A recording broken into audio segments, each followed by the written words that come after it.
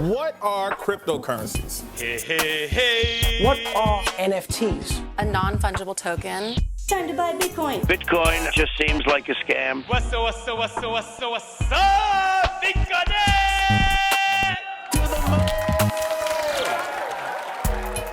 Welcome to the third episode of our incredible series between Ledger and FWB, where we talk about creative custody.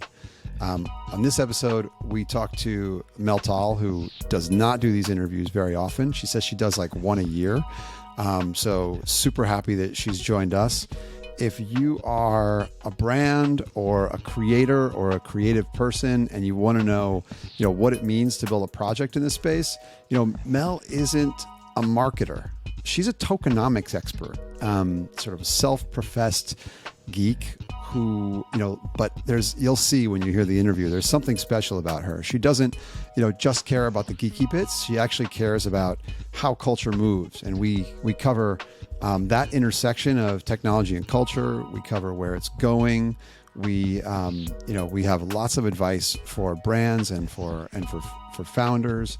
And wow, I was blown away. Z, what'd you think? Yeah, I mean, I feel like we could have continued talking and asking her tons of questions for several hours, and so I think it's also just a great conversation that'll really get you thinking about, where this space is headed, and it's exciting. It makes you it made me excited, so I hope it will make everybody else excited and inspired also. So we hope you enjoy. Let's get into it. Welcome, Mel. Thank you for joining us. Thank you. It's a pleasure to be here.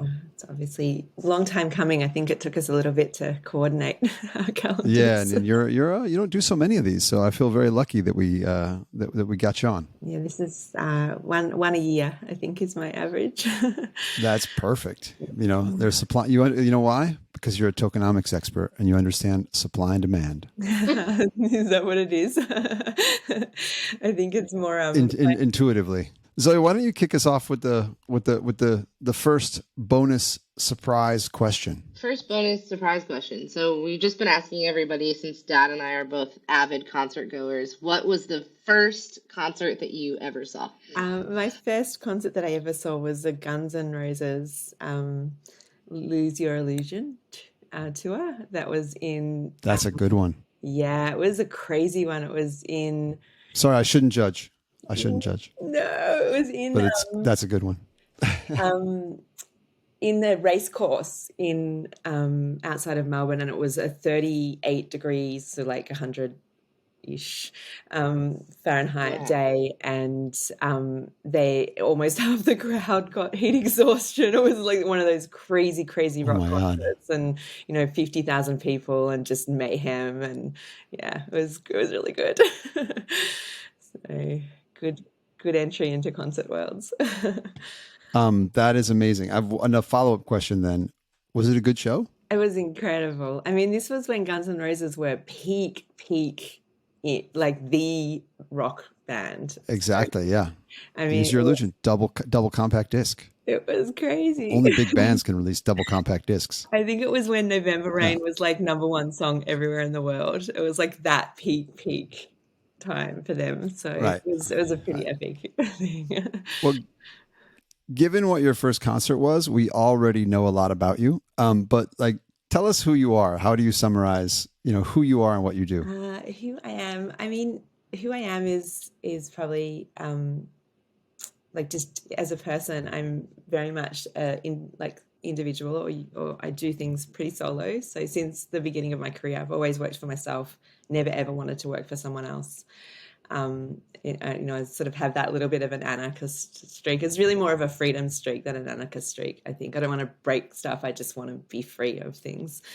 And so that's probably the better way to describe me. And then what I do is I build tokenomics and technical structures in the crypto space. And I've been doing that for a fair amount of time now. So since early on in the Ethereum ecosystem, and that's kind of, I do that for big brands and interesting. How did you find your way to that? I mean, I know you as, one of the, if not the sort of foremost tokenomics experts, and but how does one become that?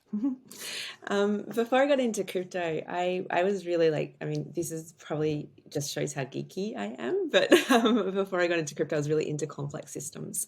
And I really like went deep on how complexity works and game theory, and then all of the other things that kind of go along with that. And then also just natural systems. So studied biodynamic farming and organic and permaculture and all of these system structures, like really complex natural decentralized systems. And so when I got into the crypto space, like firstly, it just made sense because it was a technical version of the kinds of systems that I'd already kind of gone quite deep on.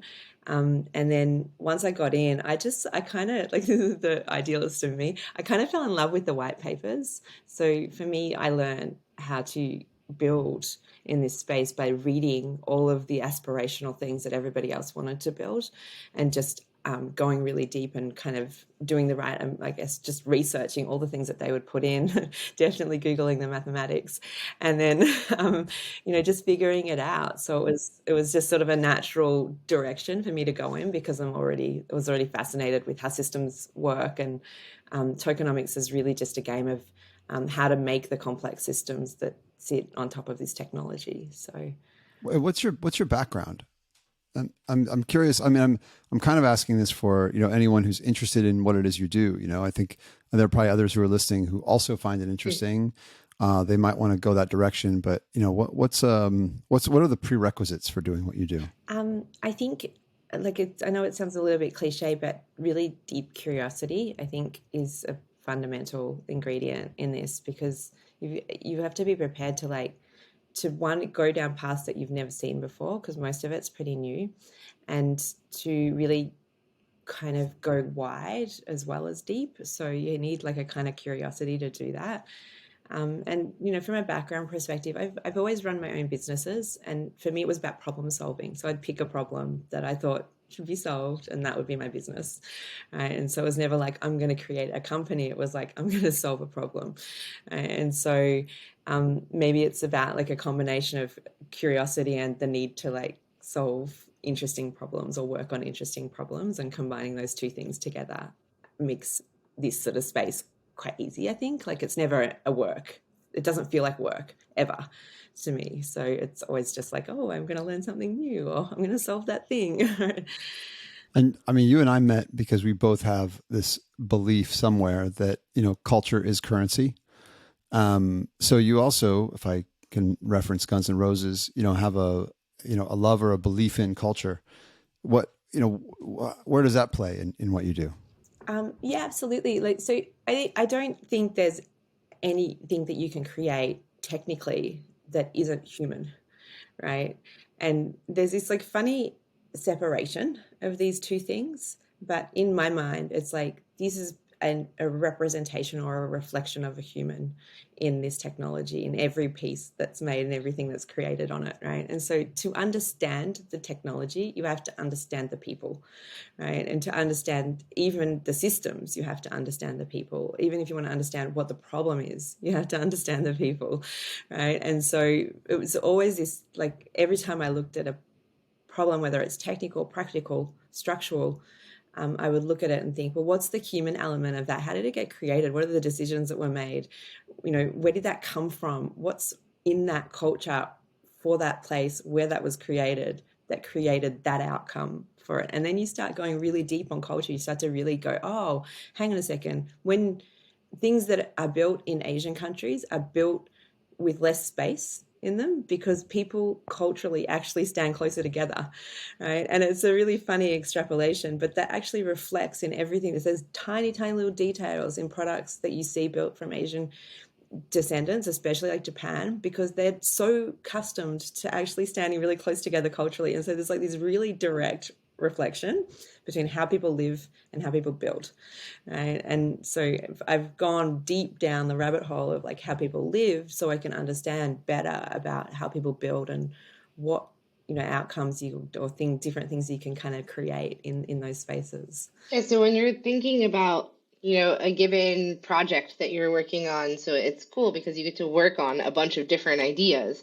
And then I would love to like kind of dig into, the types of things that you like like you were just mentioning, that you grab onto about that community when you're thinking about how to kind of make an economy out of that, right? Like you're making all of these like cool tiny economies is almost like your gig, right, for these people. And so it's interesting to think about like how do you think about something like a rug radio different from something that's a, you know, more of like a well-known brand, right? And I think those are two kind of like really interesting different things, but they're both super based on culture, right? So what's your kind of framework when you go into a project like that? Like, what are the first questions that you ask the team? Yeah, it's interesting because they're so different. Like even just like Yeah, if I think about like a Nike, for example, which is a brand that I work with, and then a yeah, rug radio, it's like wow, it's like night and yeah. day, right? And so, um, you know, for rug radio or any kind of crypto, rug radio is a crypto native project, right? And so anything that's like a crypto native project is a blank slate essentially because it doesn't have a history and it doesn't have necessarily like a structured culture. Like you're creating the culture with this structure, right? And so what that equals in my mind anyway is like absolute freedom, right? Like I can do the craziest stuff in that space. So I can test out new ways of building smart contracts. I can, you know, mess around with different kind of structures. I can go really deep on how to, you know, bypass different things but still get really flexible, like different risks, but still get really flexible, like token movements and these sorts of things. And I can have like lots of different tokens in it, right? Like, so it's like a lot more freedom to do a lot more things just technically, you know, in that space because there's less at stake, if that makes sense. The community has an appetite for risk just by being there in that ecosystem. So you're talking about culture, like the culture of risk appetite when you're sitting at the edge in a space that's already on the edge is really like a wonderful big appetite, right? And so you can do all these kind of left field and creative things for the first time, and there's room for it, like there's a space for it. I mean, we created in Rug Radio, it was, I think it was one of the first DAOs that was 100% fair launch and created by the community from the ground up, and including every single part of it, right? And that was really hard, but really interesting to do. And you would never, ever be able to do that with a brand because there's so many moving parts and so many things that can go wrong and so many voices and people that you don't know and all of those sorts of things, right? But you can do that in the crypto space. And that's what's cool about it. It's kind of like, that's why I call crypto space like a beta environment, because you can test the crazy things with this ecosystem. And then on the other side, if you look at like a brand like Nike and working with them, you're going into an environment where they've got specific outcomes, like specific goals and problems that they're trying to solve. So you're automatically going, I'm working within these bounds. Firstly, I'm working within the bounds of risks that the brand has an appetite for. Then I'm working within the bounds of the resources that they've got allocated to it. And then on top of that, you're working within the bounds of the problems that they're specifically trying to solve. So it actually is quite like limiting from the outside, but then at the same time that makes for some of the best, coolest technical structures because you have to really push yourself to figure out how to solve those problems and still, you know, be really dynamic about it. So very, very different way of thinking from start to finish. At Rug Radio, I basically built the tokenomics structure completely, mapped it out by myself, and then went back and said, what do you think about this? And they're like, yeah, you know, like, and so it's like just a totally different thing than Right. obviously the huge collaborative effort that you would do on a Nike project. No, that sounds right? Because the Rug Radio thing, they're like, yeah, sure, whatever you think. That's why we hired you, right? And then you've got the confines of the kind of corporate structure and the other one. It's super interesting to think about like how you it's really cool to be able to context switch back and forth between those two different types of environments, and I'm sure you learn tons of different things each time that you work through one of these problems. One is really important to the other. Like, I'll give you an example. The contract. So I worked with Syndicate on Rug Radio. So Syndicate DAO, which is Will and Ian. Syndicate DAO. They're an okay, go ahead. incredible team duo that very early in the space that are just probably the best smart contract creators in the ecosystem at the moment. Really, just a big group of devs that create incredible things, and we worked together and deployed a contract in Rug Radio, which is a 721M, which is a specifically like custom created contract, thinking about what it really means to have identity on chain, membership on chain, and it was the first time it had been deployed, and we'd been thinking about and talking about it for some time. And that was a real opportunity to test it in a really robust, demanding environment so that we could then take it and actually use it in a brand. So the contract that Rug Radio use is actually it's like the base foundation of the contract that Nike used, right? And so it's one actually really informs the other. And you can't actually do these other big projects without having an environment like a Rug Radio to test out these crazy new ways of thinking about the technology. Oh, that makes a lot of sense. If pardon me for being like remedial about this, but I'm thinking that our audience might be listening to this and saying, "Okay, tokenomics, what are you talking about? I don't know Rug Radio. I didn't yet experience Swoosh. I actually finally managed to buy, my remix box today." Could you use each of those examples and for each of Rug Radio and Nike? What's the final product? And what I'm really curious is like, what is the scope of tokenomics? When you say tokenomics, where does that begin and where does that end? What did you actually do with each of Rug Radio and Nike? And in each case, or maybe Rug Radio, because there's been more time on the clock, how's it gone? What would you do differently today? So what do I actually do?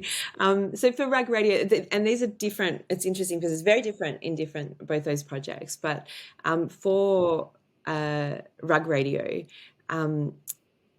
Farouk basically had, which was all on a Twitter Spaces. I mean, you can actually go and look at this live. Had this it was like, why don't we create this, media brand that's for the people by the people?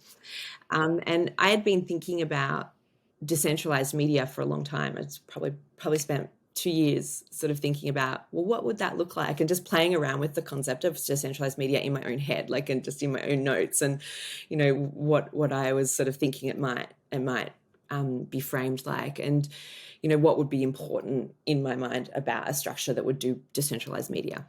And so it wasn't a new topic to me when I was coming into it, but obviously a new group and a new context in how it was being put. So Farouk had that statement, like, what is it for the people, by the people? And so that's literally the brief that I got. And it was just like live on the Twitter Spaces. And so I kind of went away with that and was like, okay, in like a Miro document, like a whiteboarding document, was like, what would that look like? Like, what are the most important things that you have to think about to get decentralized media, and breaking that down into what works already in centralized media, what works in centralized social ecosystems, and what do we want to take from those things and bring them over, and then what doesn't work, and what could the current technology in crypto do to solve them. It's kind of just a basic map of like really high level. So start with that.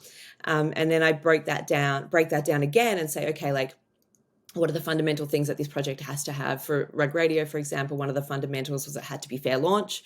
So what does it mean to do fair launch? And it's like a really easy thing to say, but it's actually a really complex thing to implement in a token structure, because there's many instances and moments where you can manipulate the outcome of a launch through a token deployment, right? And so you have to be really particular in the way that you build something and structure it to make it fair launch, right? So we did there's a lot of things, even including things like doing it properly on chain, making sure things are timed in certain ways, making sure different tokens join into different things at different times, and so on, right?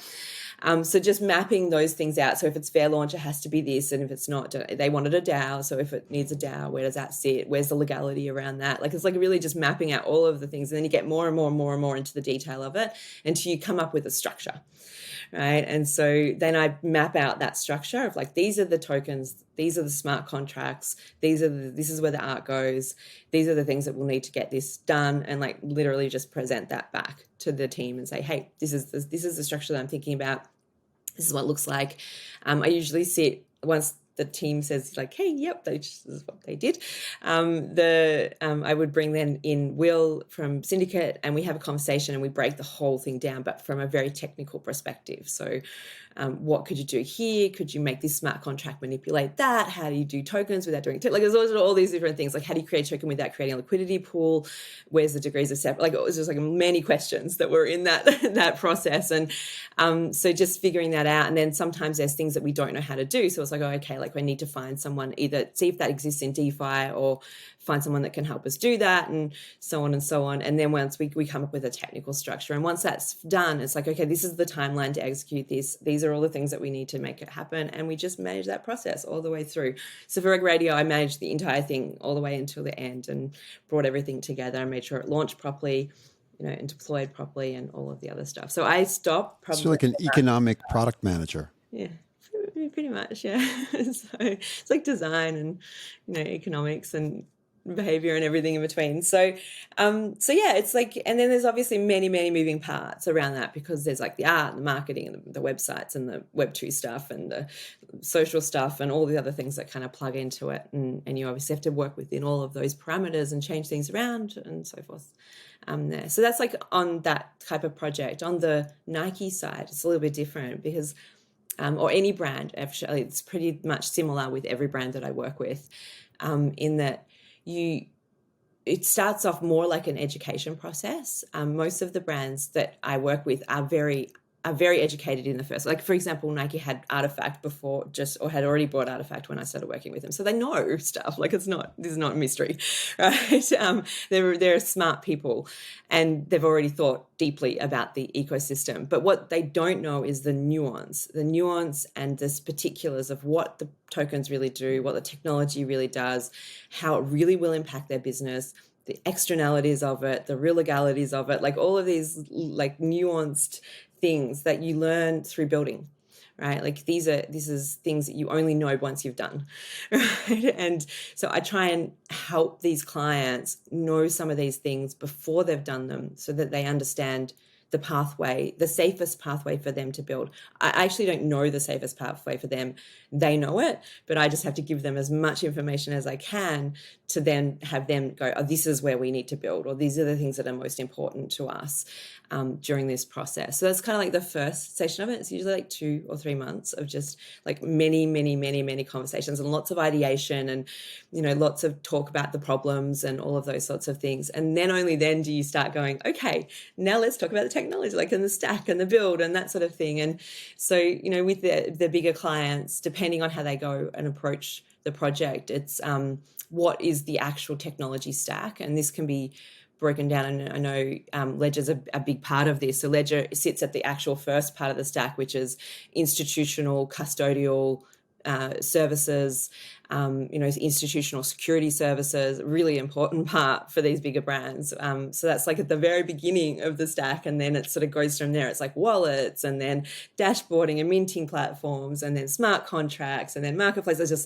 Just every single part of that stack has many nuances. So it's like, where does 2FA fit in? Where does security fit in? How do we do bots? Like all of the like different things with that. So once you understand the technology, only then can you then start talking about the tokenomics.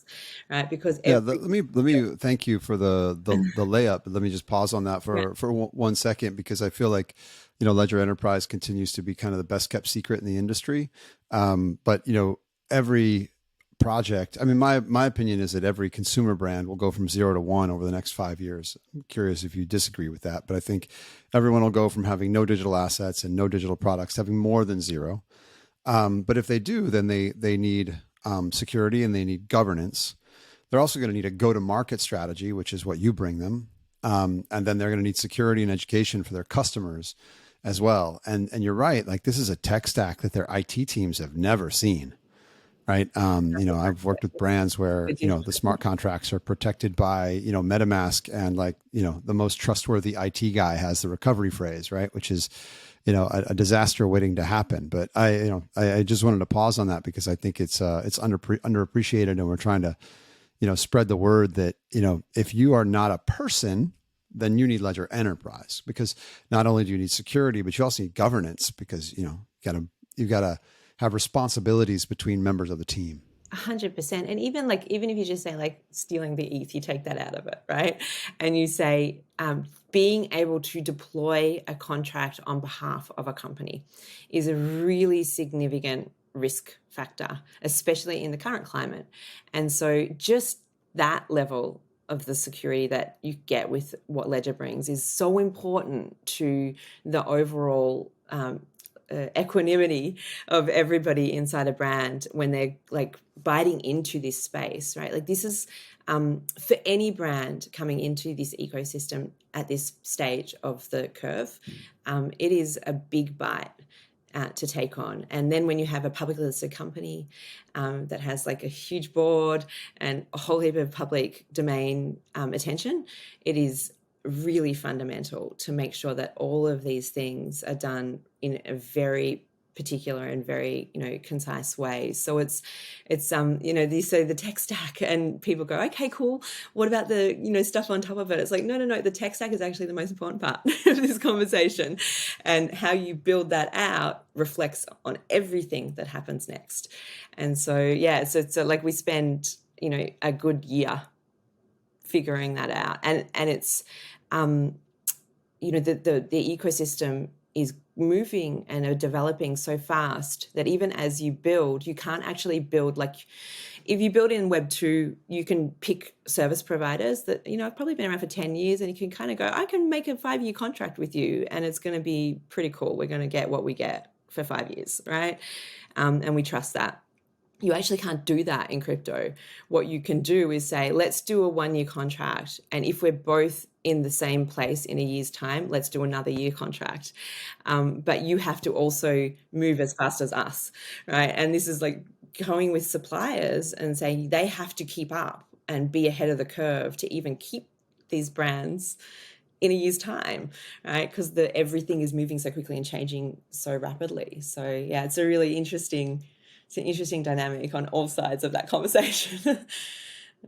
Yeah, I mean, it is super interesting too to think about kind of like where we are in the curve. And then what I was thinking about when I was, thinking about the project with Dot Swoosh and a couple other things is just like, I'm curious what you think the characteristics of brands that like, I guess should is maybe not the right word, but that are like uniquely positioned to be able to break into the space at this point, right? Because you have to have, like you said, some risk tolerance, but then also, with Nike, you've got, like we were talking about at the beginning, you've got like the creative and the cultural currency kind of baked in with the sneakerheads, right? So like, what do you think of when you're thinking of like, this brand would be really cool if we could figure out a project on chain? Like, what are those characteristics?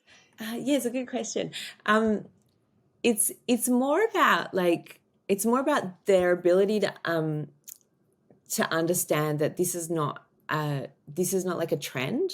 It's actually a real fundamental shift in the way that like the technology foundations of things are going to be moving. And so it's like a mindset that actually is, and it's usually in the conversation that you have with them. Like there's obvious things, like you said, like there's like, is it big enough?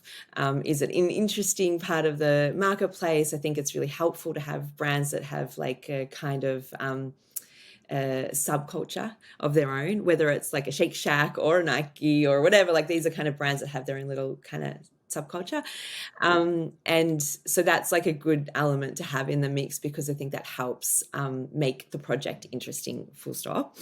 But I think the biggest thing is really just their appetite to actually use it in the way that it's designed to be used, this technology, which is to solve real problems, right? And so instead of thinking about it like marketing, the warning signs is probably easier to talk about. So the things that say to me instantly, this is not a client that I want to work with, or this is not a client that I think is right for the market now, is like they're thinking about it like a marketing plan. They're thinking about it like the NFT community is the community that they want to approach. Like those sorts of indicators to me are like, no, that's not where I want to be. For me, it's like, Nike came to me, and also my other clients have come to me and said, we have this whole segment of clients over here that we want to talk to, and we think we can do better with this technology. And let's see how we can figure that out. And that's when you go, okay, like that's the serious project. That's the one that's actually really going to make a difference in the ecosystem. Yeah, and I think one other concept that I think is fascinating, and I would love for you to tell us a little bit about, is this idea of on-chain memory, which I've thought about, but I had never heard it called that before. And so I'd love if you could kind of define that for us, what you think that means, and then like why that's so important to these kind of brand projects. Like, what is that going to add to their business over time? So it's interesting because like most people don't think about building on chain actually like literally, right? They think it's like a saying that you say, oh, let's build on chain, like we're building in crypto. It's like not that. Building on chain actually means making indents into the blockchain through interaction between a token and the blockchain that is a memory that's like forever kept and held in the blockchain, right? And so, for example, when you token gate, when you go and you use your token to open up an ecosystem or to get into an event or whatever, it's pinging the blockchain and saying, hey, blockchain, is this token in this wallet doing this thing? And that's a memory. There's a memory of a signature on chain that's held there to say that I tried to get into that event at this time, exactly at this moment on this block, right, in history. And that's like a moment in time, an actual cultural moment in time in that instance when it's in a real life event, that's held on chain, right? And so if you reverse engineer that, if you like flip that around the other way and you say, I'm building a token structure, I'm building an identity structure for my customer base, I'm building an identity structure for my community, and I want to understand my community. So what you want is to be able to create a history with them, a memory with them. So when they show you how they emerge in your community, not when you force them to show up to places, but when they actually choose to do things in your community, you have a memory of that, you capture it. And so over time, what that might look like is, let's say I have my Swoosh ID, and my Swoosh ID, I go and tap my Swoosh ID when I go and buy some clothes in the store, and then I go to an event in Portland, and then I do this over here, and it's like I do like 5 or 6 things, let's say, in a month. On chain, I have a memory of those things with my Swoosh ID. It's all attached to my Swoosh ID, right? And it's all sitting there on chain. And so as the like community manager in Nike, I can go, like Mel was at these places, and we can reverse reward her for her actual emerging activity instead of forcing her into things or sending her things that she doesn't want. We already know exactly where she's at, and we can just specifically, individually talk to her and understand her as a client. So Yeah, it's just that touches on Right. No, that touches on 2 things that I think are I think really underappreciated about this, and I'm really curious to see where they go. I think one is that I do think that there's this potential major shift in marketing, right? I mean, we think about brand building in a certain way, but it's really not that hard, right? You're trying to create attention, and how do you create attention? You target audiences. So what brands do right now is they create content, and then they often pay some media channel to display that content for them. But that costs a lot of money, right? Creating that content costs a lot of money. Paying those media channels costs a lot of money. What if you just had direct access to the audience and you could basically gift them, the benefit of that marketing? And that seems to be, part of where you're going with that. That's exactly it. And it's if you take into consideration, like let's say put crypto aside for a second, and you take into consideration the shift in culture on social platforms. So social platforms probably up until the year mid-COVID, they probably peaked out mid-COVID as far as like attention and capacity for you to get a return on investment for advertising and so forth in that space, right? There was like a peak point, and then they're sort of slowly declining over time since then. And you put on top of that the removal of third-party cookies, which happens, I think, in 6 months' time or so, early next year.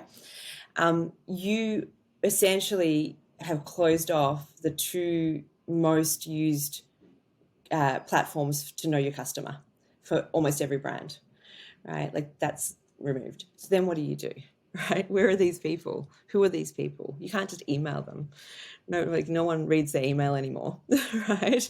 And so It's Yeah. it's an actual significant problem in the marketing space. And so then you say, okay, well, what has actually shifted, right? And this is a cultural conversation. I know you know a lot about this, Ian, as well. It's like culture comes in these waves of up the like top down and bottom up, right? And when it hits that middle mark of those two things, it's like a really beautiful time in a curve. But often they're sitting at either one end or the other. And that peak that I was just talking about, that was peak top down, right? That whole sort of peak social media space, almost reflected in clothes. It's reflected in the aesthetic as well. So everything is very loud.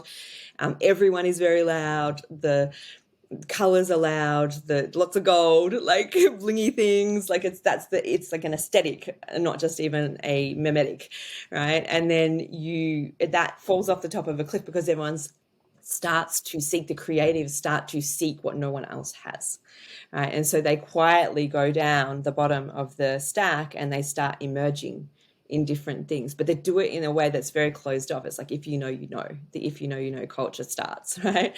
And this emerging thing happens, right? And then brands start to figure it out somewhere around halfway point or a little above the halfway point, and then it goes and peaks again, right? Like that's like the cycle, right? And so what this technology actually can do is help you understand the emergent as they emerge, right?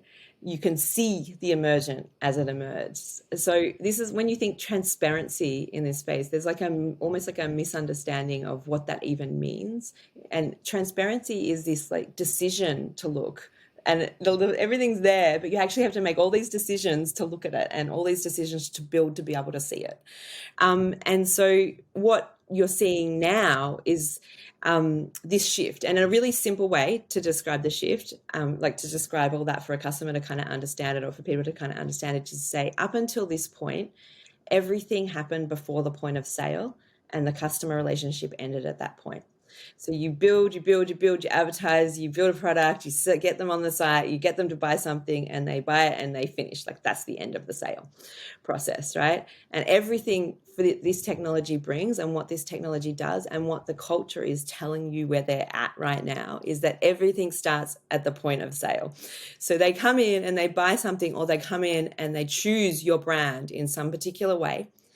And then that's when the relationship begins. And then it's your responsibility to know who that client is over time, to reverse reward them, to keep them into your ecosystem, and to cultivate their ability to emerge through your space over time, and collaborate and be a part of your ecosystem. So it's a very different way of thinking about, you know, how your relationship sits and where you put those branding dollars, and where you build things. It's super interesting because I think of this a little bit as like a new, and I don't know yet because we haven't proven it, right? But like potentially like more useful and less predatory way of like tracking and targeting, right?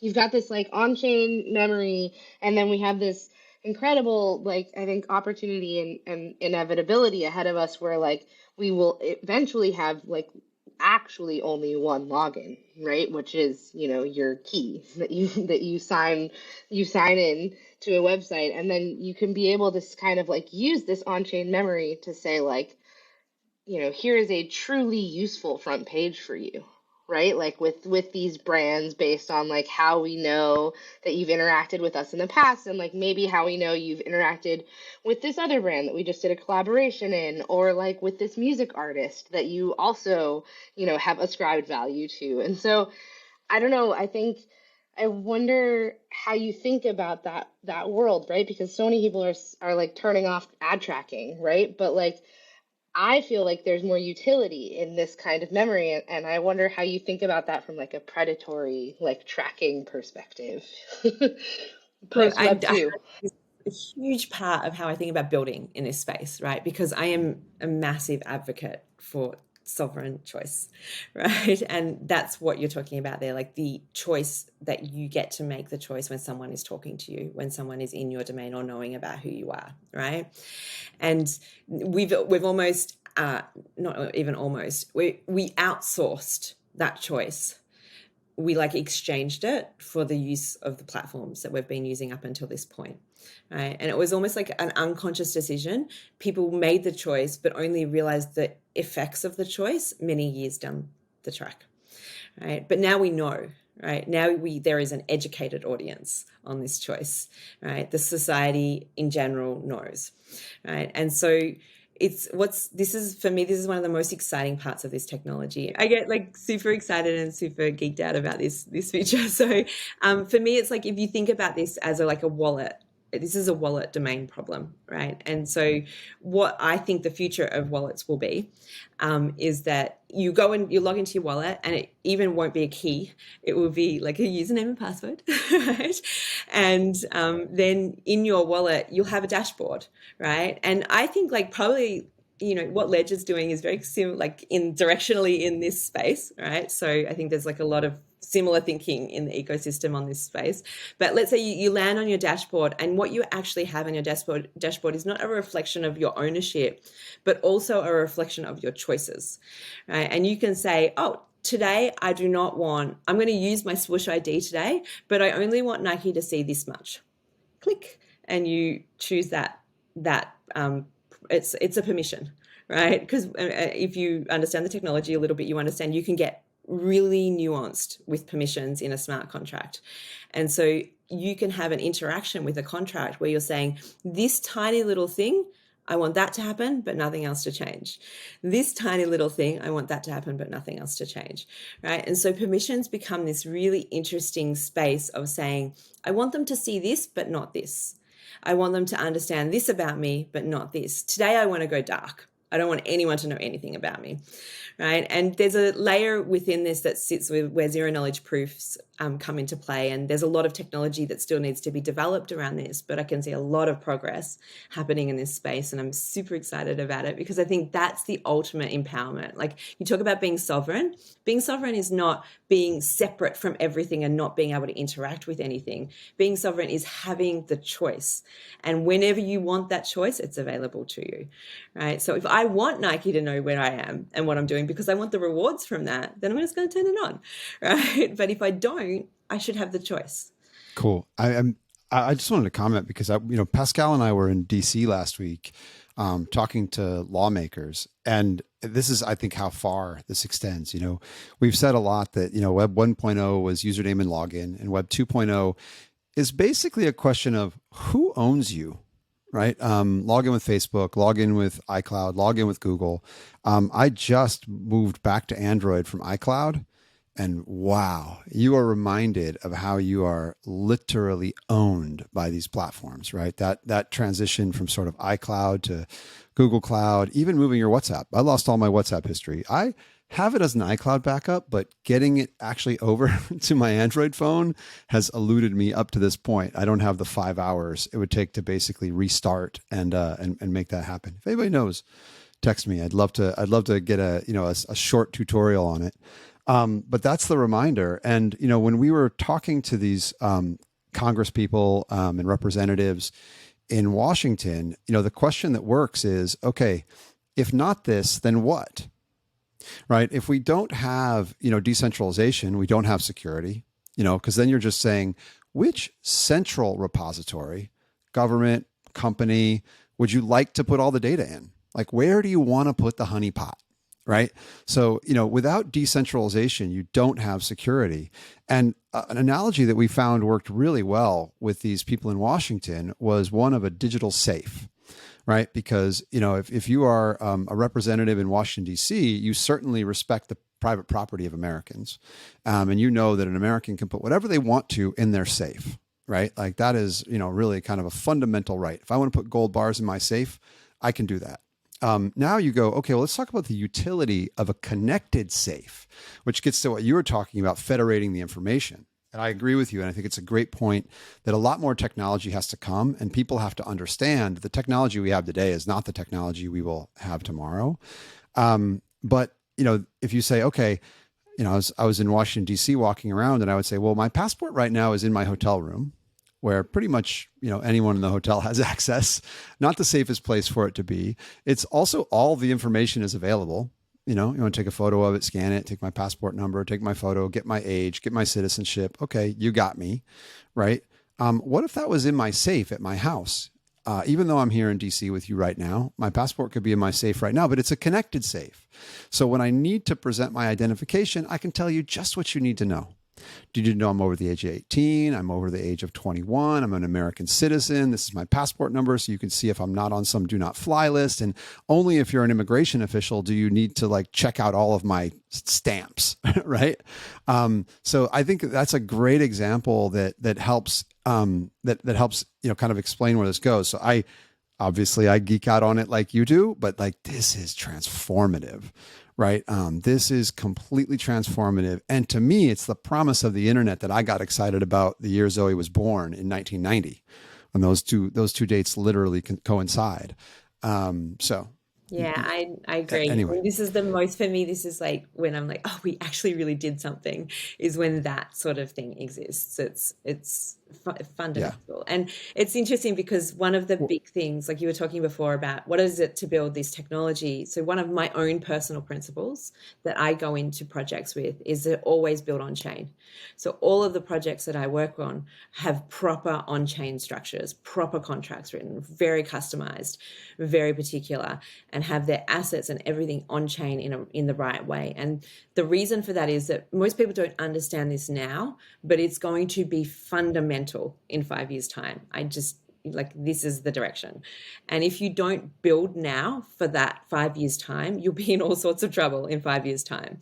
You won't have this whole memory of time. So this is like one of the key things that I sort of like, if I'm like thinking of the things that I don't compromise on when I'm building, the number one is build on chain. I love the concept of on-chain memory as well, just like Zoe said earlier. And there's something like very fundamental about it to our lives. I took photos on tour with the Beastie Boys in 1995. And I always say, if anybody has those, like, please send them to me, because I don't know where they are. They might be on a CD-ROM in storage, right? But like, this is the reality of all of us who, I have a Flickr account. I had a MySpace account. I had a Google 360, is that what it was called? Account. Shout out to Bradley Horowitz. But these things come and go. Like, you can bet on it. So I thought to myself, like, will Zoe have access to my iCloud in 30 years? If I was a betting man, I'd say no. Yeah. Right. I would say that we've probably gone a couple of cycles since then. Right. So I actually started a collection on Tezos called Blockchains Will Outlive Humans. Mm-hmm. And I've been posting photos there and minting a few of them and dropping them in the wallets of friends and family. And actually, I was like, if it's a photo that Zoe might like, why don't I mint 3 of them? I'll put one in my wallet, one in her wallet, and put one up for sale. They've been selling. So you have this super weird dynamic where, you have this, because fundamentally we now have digital things. Just like I was talking to my mom about this on the weekend. When she was born, there wasn't plastic. Today, look around, how much plastic do you see, right? 10 years ago, there wasn't digital stuff, scarce digital stuff. 20 years from now, look around you. How much digital stuff do you have? So I think that concept of on-chain memory, and by the way, most plastic is useless, or not useless, valueless. And I think a real challenge we have here is like, this is too much about value, and not enough about utility. That really muddies the conversation. Right. So I think, but before we go to we have so much to talk about, Mel. We could do this for 2 hours. Will you do this again with us sometime? But we have one more question. Zoe might have more, and then we have our closing questions. So we're already getting there on the time, and I'm sure you have things to do. Dad, and then we can wrap it up, because I know we're all busy. So yeah. So my question was like, okay, with all that in mind, like, I love that you have this vision, and I love that you're doing what you're doing. My hope is that, this will inspire others to do similar things, not just at brands, but, people like you who work with brands. So where do you see, we talked about Rug Radio and Nike in particular. Where do you see those projects? Just to give us an example. You're not a weather person, right? So, but where would you like those projects to be in 5 years? And what are the other things that you're working on now? It's interesting. I forgot to answer that part of the question before. Did they work? Like, did the Drug Radio work when I built the tokenomics structure? Well, the good news is that it did work, which is, in fact, it worked this is one of the awesome parts of this space is you get these live instant feedback loops. Like if something doesn't work, you're going to know really quickly, right? So they're just functionally, they work. And that's great. And then as far as like just their evolution, like Rug Radio has gone in this completely different direction. I mean, it's actually one of the most profitable DAOs in the whole ecosystem, which is crazy. Like that's kind of cool, right? And so that's kind of doing its thing, and working in its own way and going in its own direction. I mean, I have nothing to do with the project now, which is the way that it also should be. Like it doesn't need to be babysat. It needs to just be free in the ecosystem, especially for something that's properly decentralized. It should have its own life. So that I feel like is just a constant like cool feedback loop that I get to enjoy and see and learn from. And there's elements of the technology in that project that won't be realized until well down the line. Like the token that we created doesn't get fully vetted, released in tranches for 5 years. So we actually really won't know if it works until another like 4 years. So that's cool. I get to wait and see that and see what happens with that and how, even if it lasts that test of time. So that's sort of one side of it. And then, from like a Nike or a big brand perspective, I certainly don't want to just point out them because it's similar for other brands. I can already see internally in the bigger brands that I work with how much even just doing one project completely breaks the thinking of how they think about the next 50 years of their brand. And we all know that anyone that's done a project knows what happens after you do a project, right? Something breaks, like it's like the way you see the world shifts. And I'm watching this happen in these brands, and it's so cool because then they're like, wow, okay, let's rethink that. And that's the kind of conversations that I'm hearing from these companies and these organizations. Like, we could do this whole other thing. And then they're coming back to me with ideas that I didn't even think of. And that's like unreal. So for me, I'm like super excited, and I think it's really going in the right direction. And even though there's only a few, you only need a few to do really well for everything else to work. So I'm like really excited about where that's going in general. And then what else am I working on, or what like some of the stuff that I think is really important now? So I try, if you split my time up, I'd probably spend about 75% of my time with clients, and the rest of my time I actually spend working alongside some of the bigger providers in the space, whether that's with Coinbase or BitGo or Bitsky on the wallet side, or Base as a platform, or Polygon, or these sorts of things. And I have a lot of conversations with these organizations and groups who are just as an aside, just geniuses. Like there's so many smart people working on products in this space, to try and figure out how to build better products. Like what do the clients really want? How do we make that better? What can we really do? What am I seeing coming? What are they seeing coming? How is that going to impact what the decisions are being made over here? And so a lot of my time sort of spent in that kind of like, how do we make better product space, and can we do this better sort of section. And then the last thing that I'm really excited about and really thinking about a lot, and this is probably like my daydream time is probably spent in this space, which is with AI coming in. I know we didn't bring AI up in this conversation, which is great, but with AI coming in my mind, AI is the ultimate tipping point for crypto.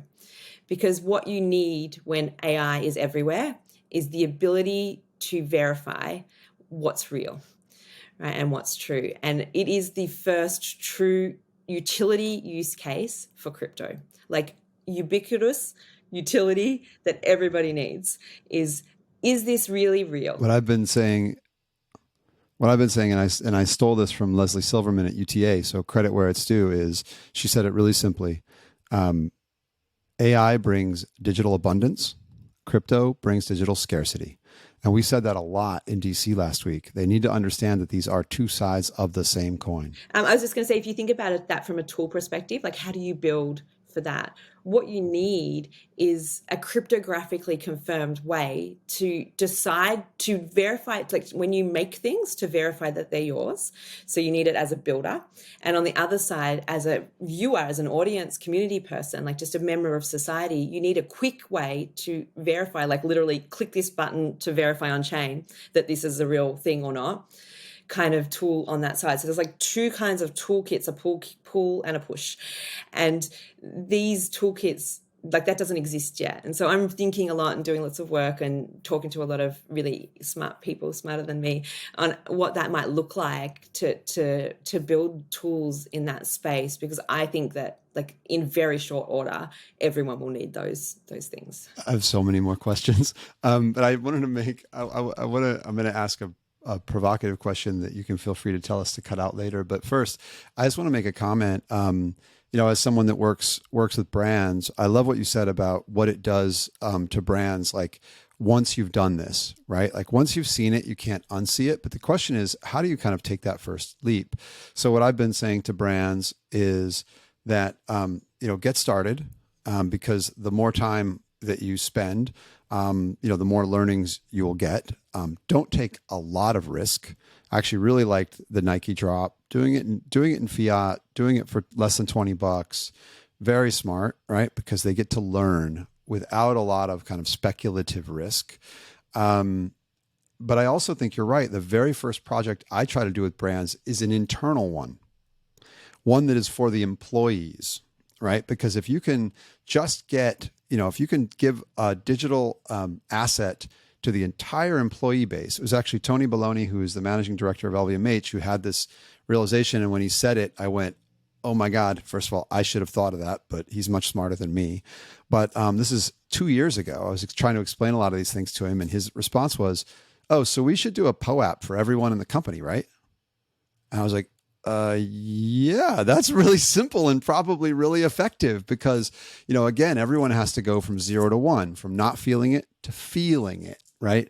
And then, of course, like you do that and there will be very few kind of takers.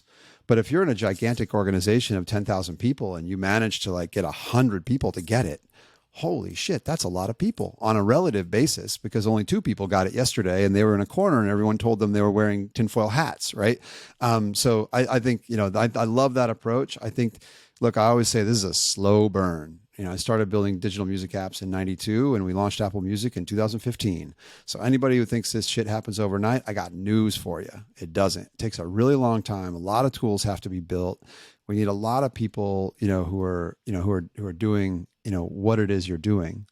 And the provocative question I wanted to ask you, just because I think it's interesting, is you're accustomed to getting paid in Ethereum. True or false? True. It's a vetting tool that I use. I love that because it means you're all in. Yeah, not in every client because some clients are not legally set up to do it yet, and then we have to bring in people like. Yeah, I'm trying to imagine Nike paying you in Ethereum, but. But well, it's actually a wonderful vetting tool that I use. It's one of the tools that I want, so I can understand where a client is, because the minute that you ask someone to pay you in Ethereum, you know exactly where they are on their learning curve. If they can just go, yep, no problems, then, I'll give you an example. When I did some work for Keith Grossman at Time, Keith got me on the phone and he literally wouldn't let me off the phone until I said I'd work for him. And then he's like, so what's your ENS domain? And I told him ENS. He's like, he paid me before I even got off the phone. I'm like, okay, but that's like amazing. The point of like someone that's in the space, right? And then you've got, clients down the bottom that are like, can you walk us through how we even do that? Right. And which is a very honest answer of like, this is where they're at as a customer. Right. So it's, I think that, I think in Ethereum, like I translate things back to dollars. I don't think in dollars anymore. So. All right. I think we could all talk for like another 3 hours probably, but we're gonna let everybody get the rest of their day, but we're gonna do our lightning round of questions if that's cool with you. I'll start. I forgot you did the band question, so I'll start with the other one. This is a podcast series. It's around the concept of creative custody, but I think all of us have a very different view of what that means. What does creative custody mean to you? Creative custody, the first thing that I thought of was like art.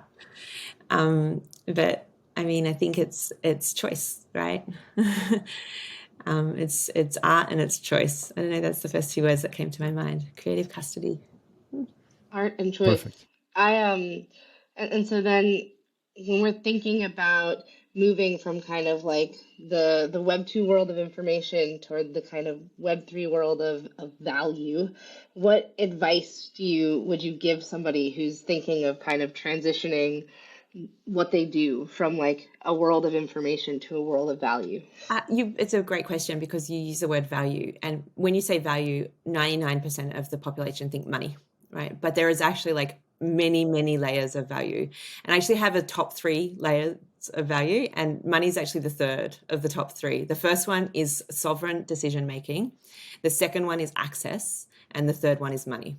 And if you have money without access and sovereign decision making, you have a race to the bottom, right? And so my advice to anyone coming into the space is actually go and learn and understand all of the many different types of value. Connection is a value, access is a value, decision making is a value, preference is a value, your culture is valuable, like your aesthetic is a valuable thing. Like all of these things are valuable, and they can all be captured on chain. This technology can actually capture, move, and equate value to every single one of those things that I just said.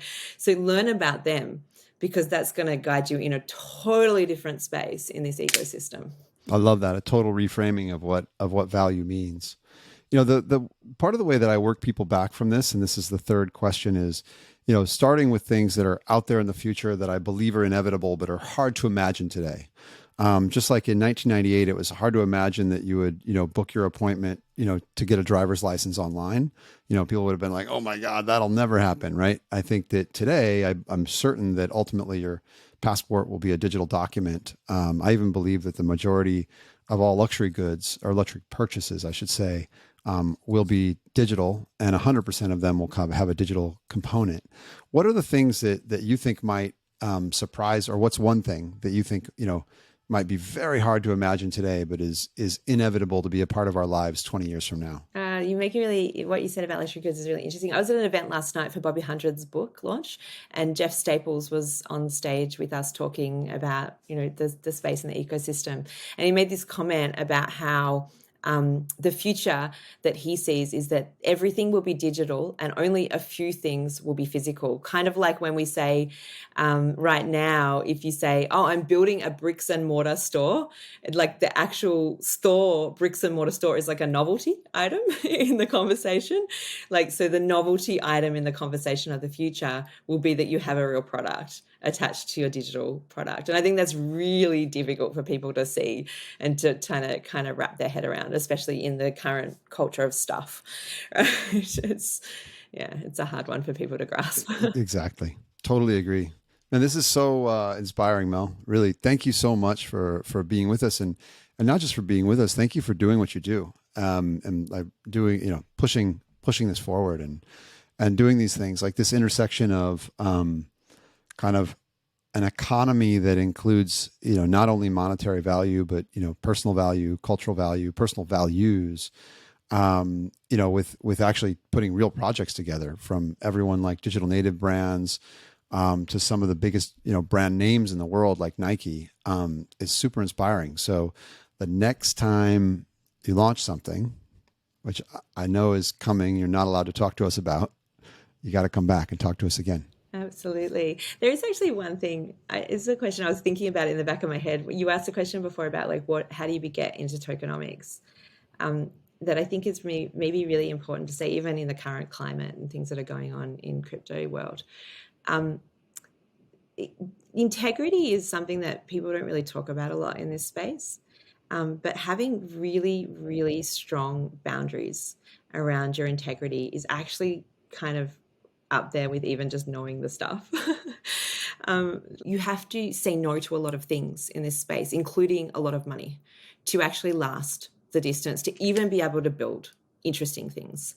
Like all the people that I know that are the best builders in this ecosystem have said no to all the scams, all the quick rich things, all the, like, you have to do it to last, because it compromises your integrity every single time, right? And if you're really interested in being a builder and contributing to this ecosystem, like, you've got to figure that out for yourself first, because it's going to be an important ingredient in what you create for yourself here. And that was the one thing I wanted to ask you earlier. Just maybe I'll throw in a final question because it's super important. I say it's super important because I've talked to a couple of founders over the last week who I felt like, they're down in the dumps, right? Because they're not quite sure where to go next in this very difficult market. What's the advice you'd have, for a founder of a project who maybe was like doing great last year, but this year is really struggling and trying to find their way? Yeah, it's I've seen so many protocols and projects come and go because timing is really hard in this ecosystem, and you really, really have to think very long term and like put your head down, put your earphones on, blinders on, and just build. When it's like this kind of market, when it's quiet, call it the quiet market or the builder's market, this is just when you build, right? And it's almost like don't even expect anything from the ecosystem or from what you're building. Just put your head down and build. Try and stretch out your runway as far as you can. Do the things that you need to do to make that happen. But like just head down and build, because the people that, in 2017, there was obviously the disaster that was 2017, the ICO crash was even worse than what the FTX crash was, I think. And, people came out of that. What came out of that was 2 years of ghostly silence. Not only did no one want to know anything about crypto, it didn't even have any profile in the public domain. So it didn't even exist, right? And what came out of that 2 years was Uniswap, MakerDAO, like all of the incredible stuff with the merge, like this Ledger, like what Ledger's built in the last couple of years is because of a result of the work that was done during that period of time, right? And so you have to do that hard time to be like leader in the next up wave. So just kind of like hang in there and and build. Totally agree. And by the way, this is a bit of a preview for an episode Zoe and I have coming up with an incredible brand builder named Brice Partouche, who has a running clothes company called Satisfy Running. But and I feel like he's had the company for 7 years now, 7.5 years, and just watching him build brick by brick by brick. And the thing I notice about it is he has a stamina and a long-term vision that most people don't have. Like so many people, especially if they're in sort of the startup world, it's like, well, wait, I've been doing this for 2 years. Why aren't I rich? And the reality is to build a brand, LVMH knows this, to build a brand takes years by default, right? I think, I shouldn't share the numbers, but the curve on Golden Goose is incredible, right? The founder, took that company to zero to something relatively small over the course of 12 or so years. And then the company has really scaled since then. But without those first 12 years of growing small, you couldn't have had the back half. I've read Shoe Dog, so I know there's a similar story there. So, great, super, super great advice for founders, Mel. Can't wait to get this out there. Thanks so much for being with us. Thank you for having me. Thanks, Zoe, for the great questions. This content is provided for informational purposes only and is the sole expression of our opinion and should not be relied upon as legal, business, investment, or tax advice. Do your own research. Any loss or profit is your sole responsibility. Stay safe.